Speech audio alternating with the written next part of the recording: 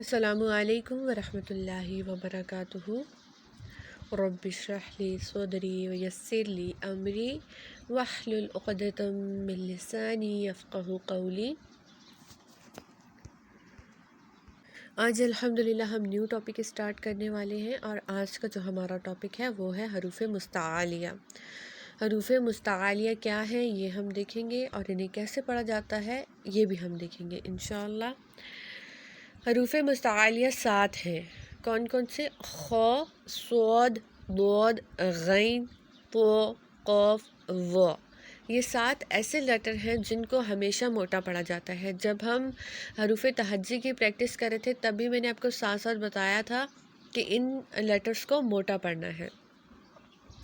انہیں ہمیشہ پر پڑھتے ہیں، یعنی کہ موٹا پڑھتے ہیں، اور انہیں موٹا کس طرح پڑھنا ہے یہ میں آج آپ کو بتاؤں گی، لیکن اس سے پہلے میں آپ کو یہ بتاؤں گی کہ انہیں یاد رکھنے کے لیے آسان طریقہ کیا ہے۔ جی ہاں، ان کا ایک مجموعہ ہے۔ اگر آپ وہ مجموعہ یاد کر لیں تو آپ کو انہیں یاد کرنا آسان ہو جائے گا۔ مجموعہ یہ ہے خص، ضغط، قیز، خص، ضغط، قیز۔ یہ ہے اس کا مجموعہ۔ جب اسے آپ یاد کریں گے تو آپ کو ایزیلی یاد رہے گا کہ کتنے لیٹرز ہیں اور کون کون سے ہیں۔ خ، صاد، ضاد، غین، ط، قاف، و۔ ٹھیک ہو گیا؟ یہ 7 لیٹر ہیں۔ انہیں ہمیشہ موٹا پڑھتے ہیں، اور انہیں موٹا پڑھنے کے لیے ہم نے کیا کرنا ہے؟ ہم نے انہیں موٹا پڑھنے کے لیے اپنی زبان کی جو جڑ ہے، ہماری جو زبان کا آخر والا حصہ ہے، اس کو ہم نے اوپر تالو کی طرف بلند کرنا ہے، اور آواز کو منہ کے اندر ہی رکھنا ہے۔ اور ہماری جو زبان کی جو سینٹر والی جگہ ہے وہاں پہ ایک چھوٹا سا ڈپ بنے گا، چھوٹا سا پیالہ بنے گا، جس کی وجہ سے ہماری آواز منہ کے اندر رہے گی، زبان کی جڑ اوپر کی طرف اٹھی ہوئی ہوگی، تو ہمارے یہ لیٹرز ایزیلی پر ہو جائیں گے، یعنی کہ موٹے ہو جائیں گے۔ ایک چیز آپ نے اور یاد رکھنی ہے کہ ان کی ادائیگی میں ہونٹوں کو گول نہیں کرنا۔ ہم انہیں موٹا تو پڑھیں گے لیکن ہونٹوں کو گول کیے بغیر، تو یہ چیز آپ نے یاد رکھنی ہے۔ تو اب ہم پریکٹس کریں گے، آپ نے بھی ساتھ ساتھ پریکٹس کرنی ہے۔ ہمارا جو فرسٹ لیٹر ہے وہ ہے خ۔ یہاں پہ آپ دیکھ سکتے ہیں کہ زبان کی جڑ اوپر کی طرف اٹھی ہوئی ہے،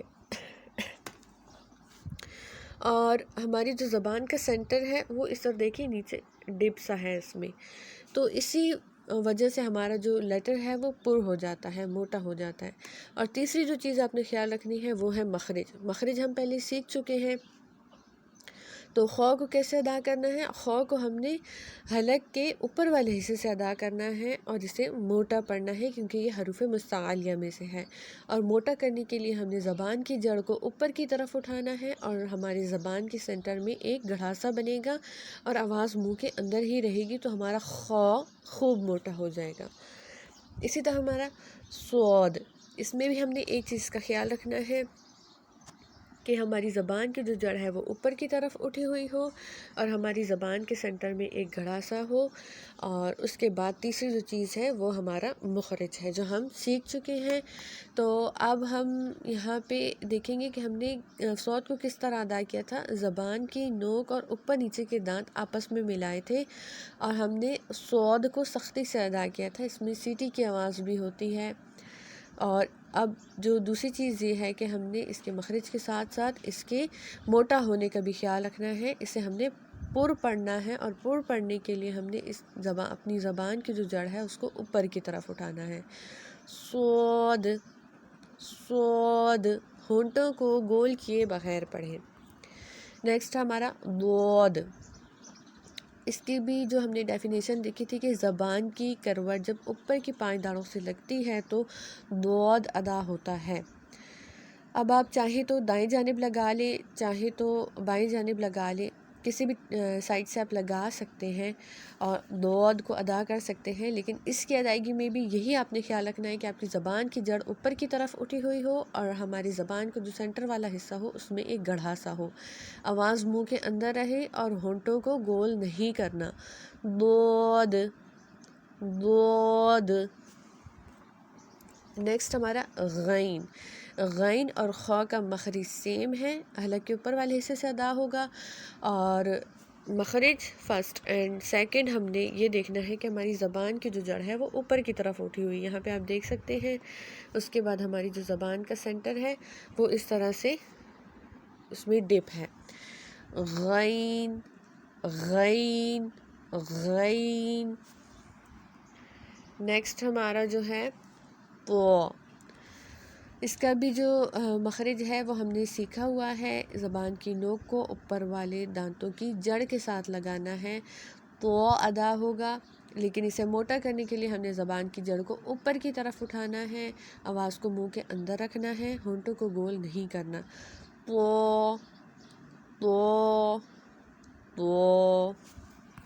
نیکسٹ ہمارا قاف، اس کا جو مخرج ہے وہ کچھ اس طرح سے ہے کہ یہ آٹومیٹکلی ہی ہمارا موٹا پڑا جاتا ہے، ٹھیک ہے، کیونکہ اس کے مخرج ہی یہی ہے کہ ہم نے زبان کی جڑ کو اوپر کی طرف اٹھانا ہے، تالو کے ساتھ چپکانا ہے، نرم تالو کے ساتھ، تو یہاں پہ ہم قاف ہمارا موٹا ہو جائے گا، ہونٹوں کو گول نہیں کرنا، قاف قاف۔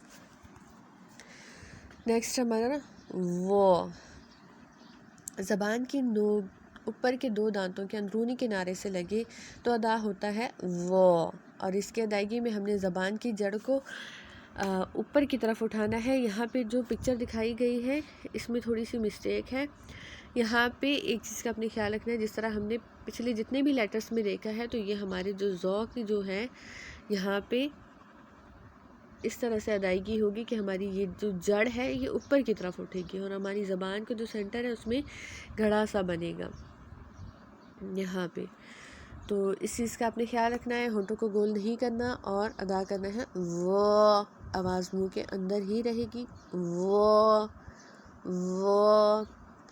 امید کرتی ہوں کہ آپ کو حروف مستعلیہ کی سمجھ آئی ہوگی اور مجموعہ کی وجہ سے آپ کو یاد کرنا بھی ایزی رہیں گے۔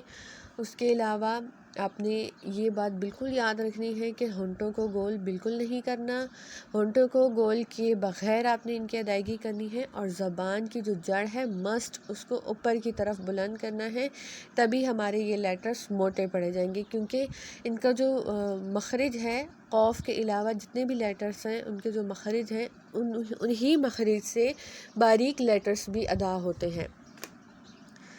قاف کا مخرج ہے ہی اسی طرح کہ قاف موٹا پڑا جاتا ہے، لیکن اس کے علاوہ جتنے بھی لیٹرز ہیں سب، یہاں پہ وہ ہے تو وہ کے ساتھ ہم نے زال اور سا دونوں باریک پڑے تھے، ان دونوں کی آواز منہ کے باہر آتی ہے اور ان کے لیے ہم نے زبان کی جڑ کو اوپر کی طرف نہیں اٹھانا ہوتا، ٹھیک ہو گیا؟ تو اسی وجہ سے ہمارا جو حروف مستعلیہ کے لیٹرز ہیں وہ موٹے پڑے جاتے ہیں، کیونکہ ہم زبان کی جڑ کو اوپر کی طرف بلند کرتے ہیں۔ ایک دفعہ مجموعہ کو ریوائز کر لیتے ہیں، خصو ضغطن قیز۔ اچھا، یہاں پہ آپ نے اس کے ادائیگی میں بھی انہیں موٹا رکھنا ہے، یہ نہ ہو کہ آپ انہیں باریک پڑھ دیں اور پھر جب لیٹر الگ الگ پڑھیں تو انہیں آپ موٹا پڑھیں، خصو ضغطن قیز۔ اسی کے ساتھ ہمارے حروف مستعلیہ کمپلیٹ ہوئے۔